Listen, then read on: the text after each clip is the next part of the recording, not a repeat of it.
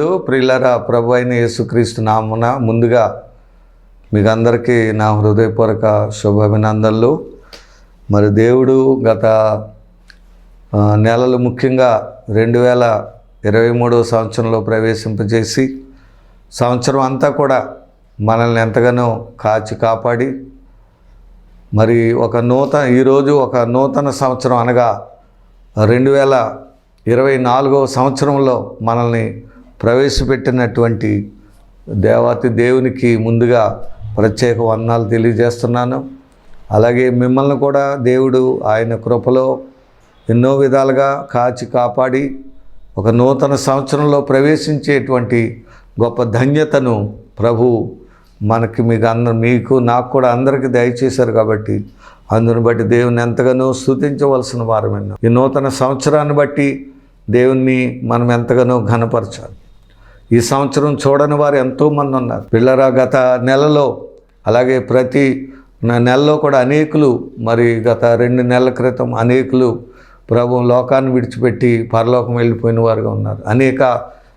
గత సంవత్సరంలో అనేక యాక్సిడెంట్ల ద్వారా అనేక వ్యాధులకు గురై మరి అనేక విధాలుగా మరి జీవితాలను పోగొట్టుకున్నటువంటి వారు అనేకులు ఉన్నారు. కానీ అల్పులమైన మనలో ఏమీ లేదు, కానీ ఆయన కేవలం ఆయన కృపను బట్టి అల్పులు అయోగ్యులైన మనల్ని ఆయన ఎంతగానో కాపాడి ఈ నూతన సంవత్సరంలో మనం ప్రవేశపెట్టారు. హల్లెలూయా. అందుని బట్టి దేవునికి వందనాలు మనం ఎంతగానో చెల్లించాలి. ఎప్పుడు కూడా ఆయన్ని స్తుతించుకుంటూ ఈ దినము ఆయన సన్నిధిలో మనం గడుపుతూ ఈ నూతన సంవత్సర వేడుకలో పాలు పొందుతూ చక్కటి ఆనందాన్ని సంతోషాన్ని కలిగి ఈ నూతన సంవత్సరంలో జీవించాలని దైవజనుడిగా నేను కోరుతూ ఉన్నాను. మరి దేవుడు ఈ నూతన సంవత్సరంలో మనకిచ్చే వాగ్దానం ఏంటంటే, దేవుని యొక్క వాక్యాన్ని ప్రకారం ప్రకటన గ్రంథము 21వ అధ్యాయము 5వ వచనం మనం చదువుకుందాం. అప్పుడు సింహాసనాసీనుడై ఉన్నవాడు, ఇదిగో సమస్తమును నూతనమైనవిగా చేయుచున్నానని చెప్పెను. దేవుడి నూతన సంవత్సరంలో మనకిచ్చే వాగ్దానం ఏంటంటే, ఇదిగో సమస్తమును నూతనమైనవిగా చేయుచున్నానని చెప్పెను. హల్లెలూయా. ఈ నూతన సంవత్సరంలో దేవుడు మనందరి పట్ల మనకున్న పరిస్థితులన్నిటిని బట్టి, మనకున్న ఏ స్థితిలో గత సంవత్సరాల్లో మనం ఉన్నామో ఆ స్థితి అంతటిని ఈ సంవత్సరం నూతన పరుస్తూ ఉన్నాను అంటున్నాడు. నూతన కార్యాలు నేను చేస్తానంటున్నాడు. నూతనం అనేది ప్రతి విషయంలో సమస్తమును నూతనమైనవిగా. వీళ్ళ ఏ స్థితిలో మనం ఉన్నామో దాన్ని అంతటి నుండి కూడా దేవుడు నూతనము చేస్తానంటున్నాడు అని చెప్తున్నాడు. మరియు ఈ మాటలు నమ్మకమును నిజమునై ఉన్నవి గనుక వ్రాయమని ఆయన నాతో చెప్పుచున్నాడు. హల్లెలూయా. సరే, ఏ మాటలు? ఆయన చెప్పే మాటలు నూతనమైనవిగా నేను చేయబోతున్నానని చెప్పిన మాటలు నమ్మకమైనవి, నిజమునై ఉన్నవి కనుక, అబద్ధాలు కాదు, నిజము. అవి రాయమని నాతో, మరియు ఆయన నాతో ఇట్లను సమాప్తమైనవి, నేనే అల్ఫయు ఒమేగయు, అనగా ఆది అంతమునై ఉన్నవాడును, దప్పిగొనిన వానికి జీవజలం బుగ్గల్లోని జలమును నేను ఉచితముగా అనుగ్రహించును. జయించువాడు వీటిని స్వతంత్రించుకొని నేను అతనికి దేవుడనై యుందును, అతడు నాకు కుమారుడై యుండును. సరే, దేవుడు ఈ సంవత్సరం అంటున్నాడు, నేను అతనికి దేవుడనై ఉంటాను, అతడు నాకు కుమారుడై యుండును. హల్లెలూయా. సరే అండి, ఇది గొప్ప అనుభవం. ఈ నూతన సంవత్సరంలో మనం అందరం కూడా ఆయన కుమారులుగా తీర్చబడి, కుమార్తెలుగా తీర్చబడి, ఆయన మనకు దేవుడిగా ఉండేటట్లుగా మనమేమో ఆయనకు కుమార్తెలుగా ఉండేటట్లు అయిపోవాలని, ఇది నూతన క్రియ. ఈ నూతన సంవత్సరంలో దేవుడు మన ఎడలా చేసిన నూతన క్రియ ఏంటంటే, మనకు ఆయన దేవుడిగా ఉండాలి, ఆయనకు మనమేమో కుమార్తెలుగా ఉండాలి. హల్లెలూయా. అదే ఈ నూతన సంవత్సరంలో దేవుడు గొప్ప కార్యం అలాంటి కార్యమే ప్రభు ఈ నూతన సంవత్సరం చేయబోతున్నాడు. అప్పుడే మనం ధన్యులం అవుతాం, అప్పుడే ఆయన మనల్ని ఎంతగానో ఆశీర్వదిస్తారు. కాబట్టి ఈ సంవత్సరం ఒక పెక్యులర్ సంవత్సరంగా, గొప్ప దైవత్వాన్ని అనుభవించే సంవత్సరంగా, దేవుని కుమారులుగా కుమార్తెలుగా జీవించి ఆయన ద్వారా గొప్ప కార్యాలు చూచే బిడలముగా ఈ నూతన సంవత్సరంలో మనల్ని దేవుడు చేయబోతున్నాడు అనేటువంటి గొప్ప విషయాన్ని మనం తెలుసుకోవాలి. మనం అనుకుంటాం మనం అందరం దేవుని పిల్లలమే, ఆయన మనకు దేవుడు, మనకు అనుకోవటం కాదు, ఆయన చెప్పాలమ్మా నువ్వు నా కుమారుడు నా కుమార్తె అని దేవుడు చెప్పాలి. అందుకే ఇక్కడ మనం చదువుతున్న దాంట్లో జయించువాడు వీటిని స్వతంత్రించుకొను, నేను అతనికి దేవుడినై ఉండును, అతడు నాకు కుమారుడినై ఉండును. ఇది ఈ నూతన సంవత్సరంలో మనం అనుభవించే గొప్ప అనుభవం. అలాగే 2 కొరింథీ 6వ అధ్యాయము 18వ వచనంలో ఇక్కడ ఒక వాగ్దానం ఉంది. మనము జీవము గల దేవుని ఆలయమై ఉన్నాం, అందుకు దేవుడు ఎలాగూ సెలవిచ్చుచున్నాడు, నేను వారిలో నివసించి సంచరించును. గుడిలో కాదండి, లేకపోతే మన గుండెల్లో లేక మనలో నివసించాలని దేవుడు కోరుతున్నాడు. హల్లెలూయా. ఇది నూతన క్రియ. చాలాసార్లు మనం పెద్ద పెద్ద గుళ్ళు చూసి అందులో దేవుడు ఉన్నాడు అనుకుంటాం. అలాగే మామూలుగా హైందవ సాంప్రదాయం నుండి గుళ్ళకి వెళ్ళి అక్కడ గుళ్ళో దేవుడు ఏదో విగ్రహం ఉంటుంది, ఆ విగ్రహం ఆ దేవుడు అనుకుని అక్కడ అనేక పూజలు చేయటం, అనేక అర్పణలు చేయటం మనం చూస్తూ ఉన్నాం. సో ఆ వారి కాన్సెప్ట్ అవనండి మనం కూడా క్రైస్తవ దేవాలయాల్లోకి వెళ్ళి అక్కడ దేవుడు ఉన్నాడు అనుకుని అక్కడ మనం ఇదిగా చూస్తూ ఉంటాం. కానీ దేవుడు అక్కడ ఉండడానికి అంటలేదు. ఎక్కడ మరి దాని గురించి ఇంకా మనకు వివరణ చెప్పుకోవాలంటే అపోస్తల కార్యంలో పౌలు గారు చక్కగా చెప్తున్నాడు. పౌలు గారు చెప్పిన దానికి ముందు మనం ఓల్డ్ టెస్టిమెంట్లో చూస్తే దావీదు అనేటువంటి ఒక ఆయన రాజు దేవునికి ఒక మందిరం కట్టాలనుకున్నాడు. సరే, దేవుడు ఉండటానికి ఏం కట్టాలి? ఒక దేవాలయం కట్టాలనుకున్నాడు. చాలా మంచి ఆలోచన. నేను సరంబి వేసిన ఇళ్లలో ఉంటున్నాను, దేవుని మందసం అయితే ఎక్కడో గుడారంలో ఉంది, కాబట్టి నేను ఒక మంచి దేవునికి మందిరము కట్టాలనుకున్నాడు. హల్లెలూయా. చాలా మంచి ఆలోచన వచ్చింది, ఎవరికి కూడా రాలేదు. అయితే దేవుడు ఏమన్నాడంటే, నీవు నా కొరకు ఎలాంటి మందిరం కడతావు?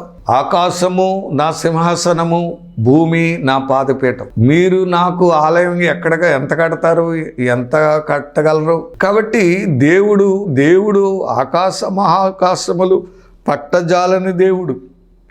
అటువంటి దేవుడు ఒక గుళ్ళో ఉంటాడని ఆ గుళ్ళో పెట్టి ఈ గుళ్ళో ఉంటాడని అనుకోవడం అది మన పొరపాటు. అందుకు దావీదుని ముందుగానే చెప్పాడు, నీవు కట్టనుద్దేశించినటువంటి ఆలయం ఏపాటిది? ఆకాశము నా సింహాసనం, భూమి నా పాదపీఠం. అంత పెద్దవాడిని నేను, అంత ఉన్నతమైన వాడిని, మీరు నాకు ఎలాంటి మందిరం కడతారని దేవుడు అక్కడ చెప్పినట్లుగా మనం చూస్తున్నాం. అయితే నిజానికి దేవుడు కోరుకునే మందిరము, దేవుడు కొనుక్కో ఆలయం ఏంటంటే మన హృదయమే. కాబట్టి ఈ నూతన సంవత్సరంలో మనమే ఆయనకు ఆలయంగా మారిపోవాలి, మందిరముగా మారిపోవాలి. ఇక గుళ్ళోగా దేవుడు జీవించడం మనలో నివసించాలి. హల్లెలూయా. అందుకే అపోస్తల కార్యంలో పౌలు గారు ఒక గొప్ప సత్యాన్ని వారికి అక్కడ ఉన్న ప్రజలకి చెప్తున్నట్లుగా మనం చూస్తున్నాం. ఏథెన్స్ అనేటువంటి పట్టణంలోకి వెళ్ళినప్పుడు ఆ పట్టణము విగ్రహములతో నిండి ఉంటాడు చూచి అతను ఆత్మ పరితాపం పట్టలేకపోయాడంట. అంటే చాలా వేదన వచ్చేసిందంట ఆ ప్రజలను చూసి, ఆ విగ్రహాలను చూసి అతని ఆత్మ పరితాపం పట్టలేకపోయిందండి. గొప్ప వేదన వచ్చేసింది, గొప్ప దుఃఖం వచ్చేసింది.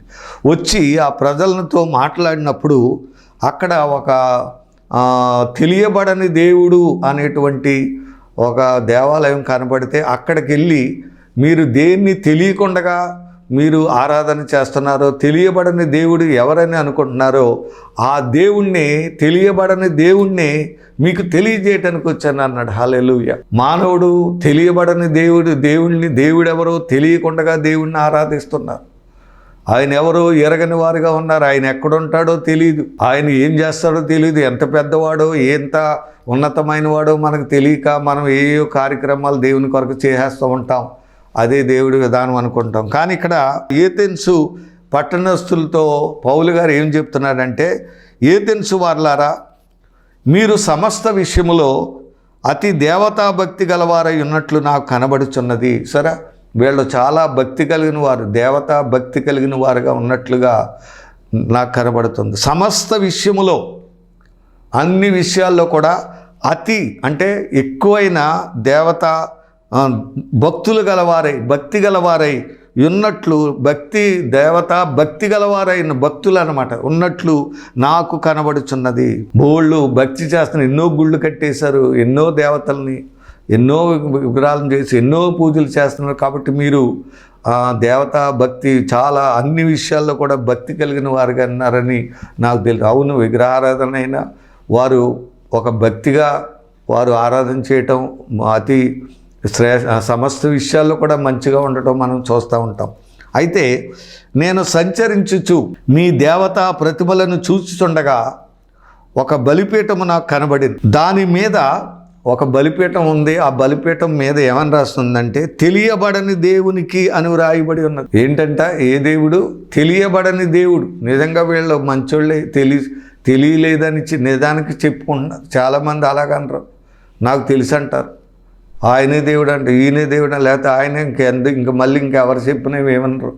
కానీ తెలియబడని దేవునికి అని వ్రాయబడి ఉన్నది కాబట్టి, వ్రాయబడి ఉన్నదని నాకు కనబడింది. కాబట్టి మీరు తెలియక దేని యందు భక్తి కలిగి ఉన్నారో దానిని నేను మీకు ప్రచురపరుస్తున్నాను. హల్లెలూయా. తెలియకుండా మీరు ఏదైతే భక్తి చేస్తున్నారో దాన్ని మీకు తెలియజేస్తున్నానని చక్కటి సువార్త. ఏంటంటే, జగత్తును అందలి సమస్తమును నిర్మించిన దేవుడు తానే ఆకాశమునకును భూమికిని ప్రభువై ఉన్నందున, చూడండి, ఇందాక చెప్పాను కదా, దావీదుతో దేవుడు అన్నాడు, ఆకాశం నా సింహాసనం, భూమి నా పాదపీఠం.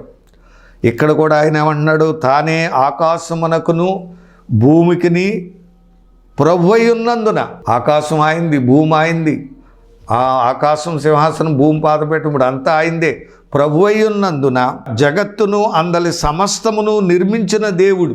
సరే, జగత్తును అందలి సమస్తమును అంటే ఈ జగతిని అందలి ఉన్న సమస్తాన్ని నిర్మించిన దేవుడు తానే ఆకాశమునకును భూమికిని ప్రభువై ఉన్నందున హస్తకృతములైన ఆలయములలో నివసింపడు. హల్లెలూయా.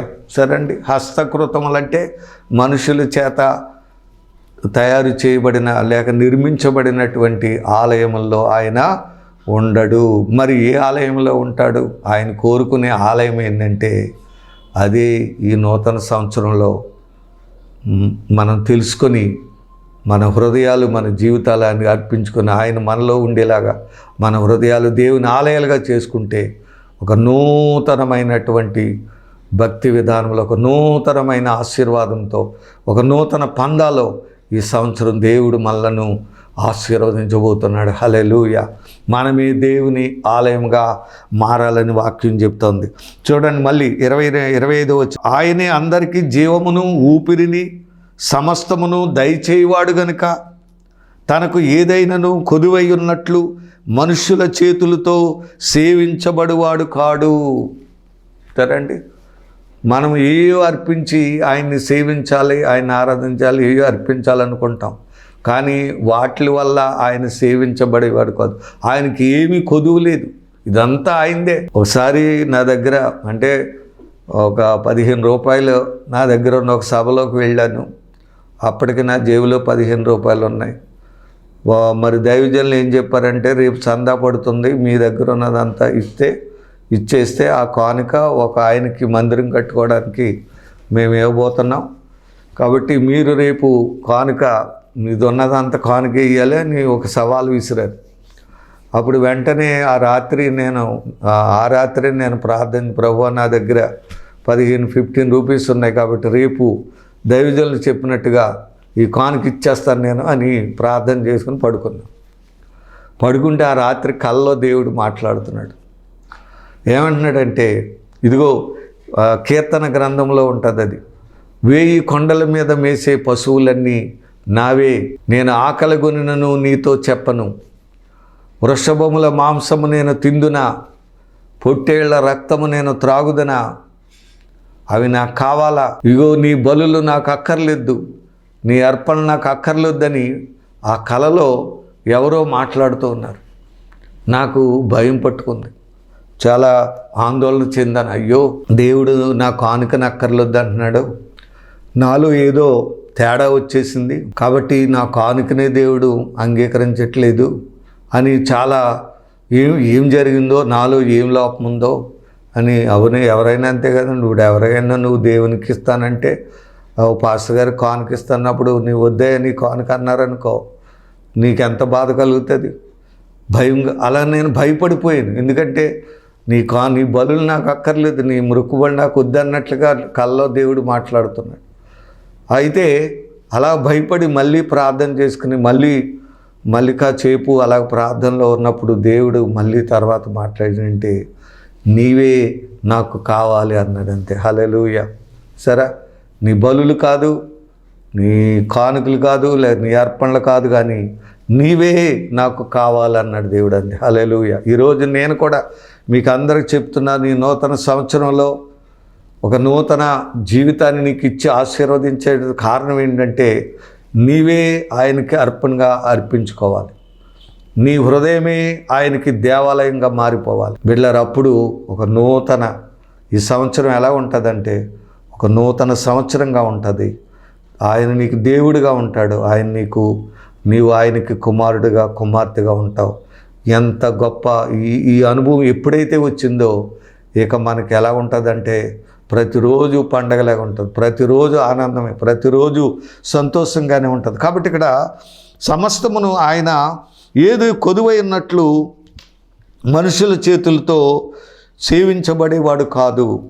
కాబట్టి 29లో, కాబట్టి మనం దేవుని సంతానమై ఉండి మనుష్యుల చమత్కార కల్పన వలన మలచబడిన బంగారమునైనను వెండినైనను రాతినైనను దేవత్వము పోలి ఉన్నదని తలంపకూడదు. కాబట్టి మనుషులు చమత్కారం వల్ల నిర్మించిన ఆ బొమ్మలను, అనగా ఆ బంగారపు బొమ్మలు అవనండి, వెండి బొమ్మలనైనా రాతి బొమ్మలనైనా అవి దైవత్వం పోలి ఉన్నదని తలంపకూడదు. సరే, అవి మనం పెట్టి ఏం చేస్తున్నాం, గుడి కట్టి అందులో విగ్రహం పెట్టి మనం అది దేవుడని మనం ఆరాధన చేస్తున్నాం. అయితే పోలి ఉన్నదని అలా తలంచకూడదంట మనం. మళ్ళీ 20-30 వచ్చిన ఆజ్ఞాన కాలములను దేవుడు చూచి చూడనట్టుగా ఉండేను. ఇప్పుడైతే అంతటను అందరను మారు మనసు పొందవలనని మనుషులకు ఆజ్ఞాపిస్తున్నాడు. హల్లెలూయా. అప్పటి రోజుల్లో అవును, మన పూర్వీకులు అలా చేశారు. అప్పుడు అజ్ఞాన కాలంలో దేవుడు తెలియని రోజుల్లో దేవుడిని తెలుసుకోలేని పరిస్థితుల్లో ఒక రాడుని బొమ్మగా చేసుకుని లేకపోతే ఒక చెట్టుని చేసుకునే వాళ్ళు మన పూర్వీకులు చేశారు. కానీ ఇప్పుడైతే దేవుడు ఏమంటున్నాడంటే, అప్పుడు చూచి చూడనట్టుగా ఉన్నాడంట. కానీ ఇప్పుడైతే అందరూ అంతటను దేవుడు ఆజ్ఞాపిస్తున్నాడు. మన బైబిల్ చెప్తుంది, దేవుడు ఆజ్ఞాపిస్తున్నాడంట. అందరూ మారు మనసు పొంది దేవుని తెలుసుకోవాలి, దేవుని కుమారులు అవ్వాలి, దేవుని కుమార్తెలు అవ్వాలి, వారి హృదయాలు దేవుని ఆలయంగా మారాలని దేవుడి కాలంలో నరులకు ఆజ్ఞాపిస్తున్నాడు. హల్లెలూయా. కాబట్టి దేవుడు ఒక నూతన క్రియను దేవుడు కాబట్టి ఇప్పుడు మనం ఈ కొరింథీ పత్రికలో అదే చెప్తున్నాడు అన్నమాట. ఇక్కడ కొరింథీ పత్రిక 2 కొరింథీ 6 మనం ఇందాక 18, నేను వారిలో నివసింతును అంటే అర్థం ఏంటి, మన హృదయంలో మనలో నివసింతును, నేను వారి దేవుడినయ్యుందును. జరా ఎప్పుడు దేవుడు మనకు అవుతాడు? ఆయన నీలో ఉన్నప్పుడు. నువ్వు ఎప్పుడు దేవుని కుమారుడు కుమార్తె అంటే నీలో ఆయన ఉన్నప్పుడు, నువ్వు ఆయనలో ఉన్నప్పుడు, లేక నువ్వు ఆయనలో జన్మించినప్పుడు, ఆయన నీలో ఉదయించినప్పుడు. హల్లెలూయా. అప్పుడు సంబంధం ఏర్పడుతుంది. మన హృదయం దేవుని ఆలయంగా లేకుండా, దేవుని ఆత్మ మనం కలిగి లేకుండా నేను దేవుని బిడ్డనని చెప్పుకుంటే అది అంగీకారంగా ఉండదు. మనలో దేవుని ఆత్మ కలిగి ఉన్నప్పుడు మనం ఖచ్చితంగా మనం దేవుని బిడ్డలమని దేవుని ఆత్మే చెప్తుంది, దేవుని సంతానమని చెప్తుంది, దేవుని కుమారులమని చెప్తుంది. పరిశుద్ధాత్ముడు ఆత్మ తానే మన ఆత్మతో సాక్ష్యం ఇస్తాడని వాక్యం చెప్తా ఉంది. దేవుని కుమారులము కుమార్తెలమని చెప్తుందంట. కాబట్టి నేను వారిలో నివసించి సంచరింతును, నేను వారి దేవుడనయుందును, వారు నా ప్రజలయుందురు. కావున మీరు వారి మధ్య నుండి బయలువెడలి ప్రత్యేకముండి అపవిత్రమైన దానిని ముట్టకుడని ప్రభు చెప్పుచున్నాడు. ఎందుకు? దేవుడి ప్రజలుగా మనం ఉన్నాం కాబట్టి మనం ఏది ముట్టాలో అదే ముట్టాలి, కానీ అపవిత్రమైన దాన్ని ముట్టకూడదు. ఆదామవలో తినవద్దన్న పండు తిని పాపం చేసినట్టు చెప్తాను. అలాగే ముట్టకూడదు ముట్టి పాడైపోయిన వాళ్ళు ఎంతోమంది ఉన్నారు. కాబట్టి దేవుని ఆలయంగా ఉన్న మనము ఆయన కుమారులుగా కుమార్తెలుగా మనల్ని చేసుకున్నాడు. ఆయన మనకి దేవుడిగా ఉన్నాడు, మనం ఆయన ప్రజలుగా ఉన్నాం. కాబట్టి ఇంకా చెప్తున్నాడు చూడండి, మరియు నేను మిమ్మల్ని చేర్చుకొందును, మీకు తండ్రినయ్యుందును, మీరు నాకు కుమారులను కుమార్తెలయ్యుందురని సర్వశక్తి గల ప్రభువు చెప్పుచున్నాడు. హల్లెలూయా. కాబట్టి ఈ నూతన సంవత్సరం దేవుడిచ్చిన మాట వాగ్దానం ఏంటంటే, ఆయన మనలో ఉండి మనం ఆయన కుమారులంగా కుమార్తెలంగా ఉండాలి. ఆయన మనకి దేవుడిగా ఉండాలి. మొట్టమొదటి మనమేమో ఆయనకు ప్రజలుగా ఉండాలి. అప్పుడు ఉండగలుగుతాం అన్నమాట. మన హృదయంలో మనలో ఆయన నివసించినప్పుడు ఆయన మనకి దేవుడిగా ఉంటాడు, మనం ఆయనకు ప్రజలుగా ఉంటాం. అంతేకాదు ఆయన మనల్ని చేర్చుకుంటాడు. ఎలాగ ఉంటాడంటే, తండ్రినయ్యుందును, మీరు నాకు కుమారులను కుమార్తెలనయ్యుందురని సర్వశక్తి గల ప్రభు చెప్తున్నాడు. హల్లెలూయా. ఇది ఈ నూతన సంవత్సరంలో దేవుడు మనకిచ్చే గొప్ప వాగ్దానం. కనుక బలులు కాదు, కానుకలు కాదు ఈ నూతన సంవత్సరంలో, లేకపోతే కాపాడినందుకు కృతజ్ఞత కానుకలు. అఫ్కోర్స్ కవర్లో పెట్టి కానుకలు ఇవ్వచ్చు, లేకపోతే వాటిని ఇవ్వద్దని కాదు. కానీ ప్రాముఖ్యంగా మన జీవితాలని, మన హృదయాలను దేవునికి అర్పణ చేసుకుందాం. ఒక కానుకగా మనము దేవునికి మన జీవితాన్ని అర్పించుకుందాం. అదే అసలైనటువంటి జీవిత విధానం. అప్పుడే మనం ధన్యులం అవుతాం బిడ్డలారా. మనం ఏయో ఇచ్చేసి మన జీవితాన్ని, మన హృదయాన్ని దేవునికి ఇవ్వకుండా ఉంటే ఉపయోగం లేదు. మనం ఎన్ని ఇచ్చినా అవన్నీ ఆయనయే, పెద్ద గొప్ప ఏం కాదు. కానీ మన జీవితాన్ని, మన హృదయాన్ని ఆయనకి ఇచ్చినట్లయితే అదే గొప్పది. హల్లెలూయా. అదే కోరుకుంటున్నాడు. కాబట్టి నరులమైతే ఏయో కానుకలు వాటిని కోరుకుంటారు, కానీ దేవుడైతే మన హృదయాన్ని కోరుకున్నట్లుగా మనం చూస్తున్నాం. అలాగే 1 కొరింథీ 6:19, అలాగే 3:16, 6:19 కూడా చదివితే ఇక్కడ క్లియర్గా మనము ఏమై ఉండాలో, ఏమై ఉన్నామో, ఈ నూతన సంవత్సరంలో ఎలాంటి వారంగా తయారవి మనం దేవుని సన్నిధిలో జీవించాలో అనేది ఈ మాటలను బట్టి మనం తెలుసుకున్నాం. 1 కొరింథీ 3:16 ఉంది ఏంటంటే, మీరు దేవుని ఆలయమై ఉన్నారనియు దేవుని ఆత్మ మీలో నివసించుచున్నాడనియు మీరు ఎరుగరా. మనలో ఎవరు నివసించాలి? దేవుని ఆత్మ మనలో నివసించాలి. అప్పుడే మనం దేవుని కుమారులం కుమార్తెలం అవుతాం, దేవుని ఆలయంగా అవుతాం. హల్లెలూయా. ఈ నూతన సంవత్సరంలో అటువంటి గొప్ప కార్యం దేవుడు మీ అందరిలో చేయాలని నేను కోరుకుంటున్నాను. మీరందరూ కూడా దేవుని ఆత్మను కలిగిన బిడ్డలుగా, మీ హృదయాలు దేవుని ఆలయాలుగా మారిపోవాలి. అదే నూతన క్రియ. అంతేగాని ఏదో నూతన క్రియ అంటే ఏదో మేళ్ళ మిద్దులు, లేకపోతే వెండి బంగారు, లేకపోతే ఆస్తులు అంతస్తులు, లేకపోతే రకరకాలు చేసేస్తాడని కాదు. నూతన క్రియ ఏంటంటే, నూతన సంవత్సరంలో మన హృదయాలు దేవుని ఆలయంగా మారిపోవాలి. దేవుని ఆత్మతో మనం నింపబడి ఆయన మనకి దేవుడిగా ఉండాలి. మనమేమో ఆయన ప్రజలుగా ఉండాలి. ఆయన మనకు తండ్రిగా ఉండాలి. మనము ఆయనకు కుమారులముగా కుమార్తెలముగా తీర్చబడినప్పుడు ఒక నూతన సంవత్సరం మనకి నూతనమైనదిగా, ఓ గొప్ప ఆశీర్వాదకరంగా ఈ నూతన సంవత్సరం జరుగుతుందని నేను మీకు మనం చేస్తున్నాను. కాబట్టి మీరు దేవుని ఆలయమై ఉన్నారనియు దేవుని ఆత్మ మీలో నివసించున్నాడని మీరు ఎరుగరా. సరే, ఇప్పుడు దేవుడు దేవాలయంలో కాదు, లేకపోతే గుడిలో కాదు, కానీ మన హృదయంలో మీరు ఎరుగరా. ఎవడైనను దేవుని ఆలయమును పాడు చేసిన ఎడల దేవుడు వానిని పాడు చేసిన, అనగా మనమే ఆలయం. కాబట్టి ఈ ఆలయాన్ని ఎవరో పాడు చేసుకోకూడదు. ఇందాక అపవిత్రమైన దాన్ని ముట్టకూడదు అన్నాడు దేవుడు. అలాగా ఏది మనం అపవిత్రులు అవ్వకూడదు, ముట్టకూడదు. కాబట్టి ఎవడైనాను దేవుని ఆలయం పాడు చేసిన దేవుడు వానిని పాడు చేయను. సరే, చాలామంది విశ్వాసులు లేకపోతే సేవకులు పాడైపడే కారణం ఏంటంటే దేవుని ఆలయాన్ని పాడు చేసుకోవడమే, దేవుని ఆత్మను సన్నగిలింపు చేసుకోవడం, విశ్వాసంలో బలహీనలైపోవడమే. కాబట్టి దేవుడు పాడు చేయను. దేవుని ఆలయము ఎలాంటిదంటే పరిశుద్ధమై ఉన్నది, మీరు ఆలయమై ఉన్నారు. హల్లెలూయా. సరే, దేవుని ఆలయం ఎలాంటిది? పరిశుద్ధమైనది. కాబట్టి ఇప్పుడు మీరు ఆలయమై ఉన్నారు, మనమే ఆలయమై ఉన్నాం. కాబట్టి మనం పరిశుద్ధులుగా ఉండాలని దేవుడు చెప్తున్నాడు. అలాగే 6వ అధ్యాయము 19వ వచనంలో చూడండి. 19, మీరు మీ దేహము దేవుని వలన మీకు అనుగ్రహించబడి మీలోనున్న పరిశుద్ధాత్మకు ఆలయమై ఉన్నదని మీరు ఎరుగరా? మన దేహము దేవుని వలన మనకు అనుగ్రహించబడి దేవుని పరిశుద్ధాత్మకు ఆలయమై ఉన్నదని ఎరుగరా? సరే, దేవుని ఆలయము పరిశుద్ధాత్మని నిలయం. దేవుని ఆలయంలో ఎవరుంటారు? పరిశుద్ధాత్ముడు ఉంటాడు. ఆలయముకు పరిశుద్ధాత్మకు నిలయమై ఉన్నది. ఇప్పుడు మన హృదయమే దేవుని ఆలయం కాబట్టి ఆ హృదయంలో ఎవరు నివసించాలి? పరిశుద్ధాత్మకు ఆలయం అన్నదని మీరు ఎరుగరా?